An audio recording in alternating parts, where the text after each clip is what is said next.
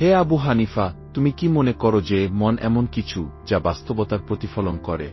হ্যাঁ, অবশ্যই। মন চিন্তা করে, জগতের তথ্য গ্রহণ করে, আর তা উপলব্ধি করে। তাহলে কি বলা যায় মনের অস্তিত্ব তখনই সম্ভব যখন বহির্জগৎ থাকে?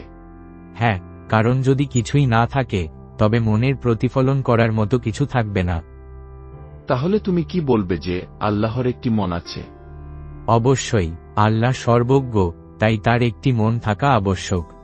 কিন্তু তুমি কি একমত নও যে যদি আল্লাহর মন থাকে তবে সেটিও বাস্তবতার কোনো কিছু প্রতিফলিত করছে? হ্যাঁ, কারণ জ্ঞান মানেই বাস্তবতা সম্পর্কে উপলব্ধি। তাহলে আল্লাহ যদি সৃষ্টির আগেও বিদ্যমান থাকেন তবে তার মন কিসে প্রতিফলন করছিল? আল্লাহ নিজেকে চিন্তা করছিলেন। কিন্তু তুমি কি বলনি যে মন সবসময় বহির্জগতের প্রতিফলন? বলেছি। তাহলে আল্লাহ যদি শুধু নিজেকে চিন্তা করেন তবে সেটি কি সত্যিকারের প্রতিফলন? তুমি কি মনে করো চিন্তা করা মানেই কিছুর সম্পর্কে চিন্তা করা?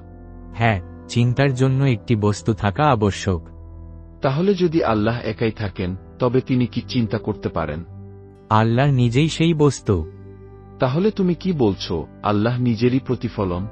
হয়তো। কিন্তু তুমি কি বলনি যে প্রতিফলন মানেই কোনো বহির্জগতের উপস্থিতি?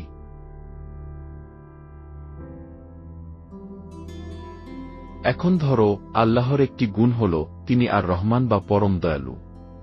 কিন্তু দয়া তো তখনই সম্ভব যখন কারো প্রতি দয়া দেখানোর সুযোগ থাকে, তাই না?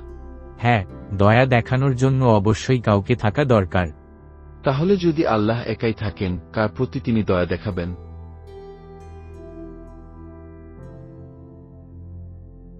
যদি দয়া দেখানোর জন্য কোনো বস্তু বা সত্তা না থাকে তবে দয়া শব্দটির কোনো অর্থ থাকে কি?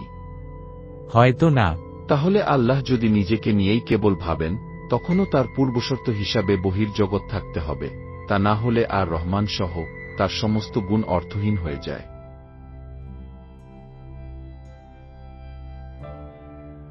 একইভাবে যদি আল্লাহর জ্ঞান থাকে তবে সেটি কি কিছুর উপর ভিত্তি করেই থাকবে? হ্যাঁ, জ্ঞান মানে কিছু উপলব্ধি করা।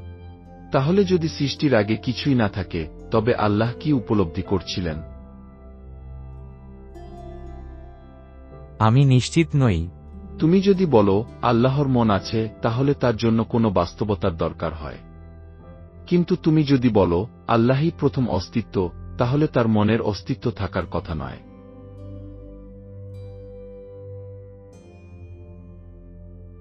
তাহলে কি বলা যায় তুমি স্ববিরোধী অবস্থানে আছো?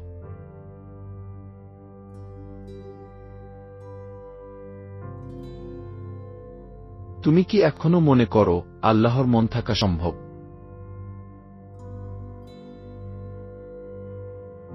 না, মানে হ্যাঁ, আমার এই বিষয়ে আরো চিন্তা করতে হবে।